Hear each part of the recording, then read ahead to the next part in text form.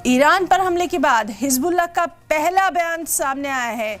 तो ईरान पर हमले के बाद हिजबुल्लाह का पहला बयान सामने आया है। ईरान पर हमला जंग को मजीद बढ़ाएगा, जंग मजीद तेजी से आगे बढ़ेगी। तो हिजबुल्लाह की भी यहाँ पर एंट्री हो चुकी है। ईरान पर हमले के बाद हिजबुल्लाह का 10 दिन में अब ये पहला बयान सामने आया है। हिजबुल्लाह ने साफ तौर पर कहा है कि ईरान पर हमला जंग को मजीद बढ़ाएगा, जंग की आग मजीद तेजी से भड़केगी।